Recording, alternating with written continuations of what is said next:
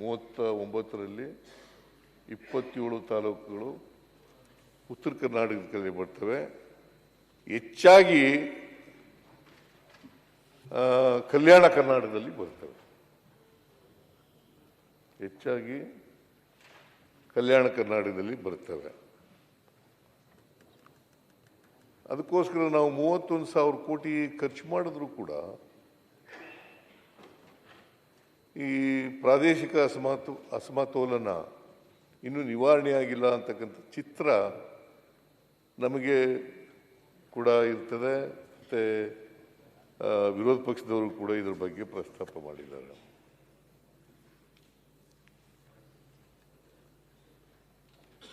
ಆಮೇಲೆ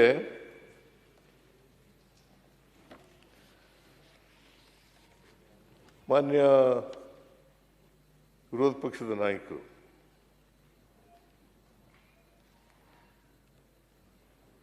ತಲಾ ಆದಾಯದ ಬಗ್ಗೆ ಮಾತಾಡಿದ್ದೀರಿ. ಕರ್ನಾಟಕ ಇವತ್ತು ತಲಾ ಆದಾಯದಲ್ಲಿ we are number 1 in the country. ತಲಾ ಆದಾಯದಲ್ಲಿ we are number 1 in the country. ಯಾಕಂತಂದ್ರೆ ಪದೇ ಪದೇ ವಿರೋಧ ಪಕ್ಷದವರು ಮಾತಾಡ್ತಾರೆ. ಗ್ಯಾರಂಟಿ ಯೋಜನೆಗಳ ಬಗ್ಗೆ ಮಾತಾಡ್ತೀರಿ. ಗ್ಯಾರಂಟಿ ಯೋಜನೆಗಳು ಇಂದ ಸುಧಾರಣೆ ಆಗಿಲ್ಲ, ಆರ್ಥಿಕ ಸಾಮಾಜಿಕ ಸುಧಾರಣೆ ಆಗಿಲ್ಲ, ಅಸಮಾನತೆ ಹೋಗಿಲ್ಲ, ಇನ್ನೂ ಅಸಮಾನತೆ ಇದೆ ಅಂತಕ್ಕಂಥ ಮಾತುಗಳನ್ನು ಬಹುಶಃ ಗ್ಯಾರಂಟಿ ಯೋಜನೆಗಳನ್ನು ಘೋಷಣೆ ಮಾಡಿದಂದಿನಿಂದ ಇವತ್ತಿನವರೆಗೂ ಹೇಳುತ್ತಲೇ ಇದ್ದಾರೆ, ಘೋಷಣೆ ಮಾಡದಿದ್ದ.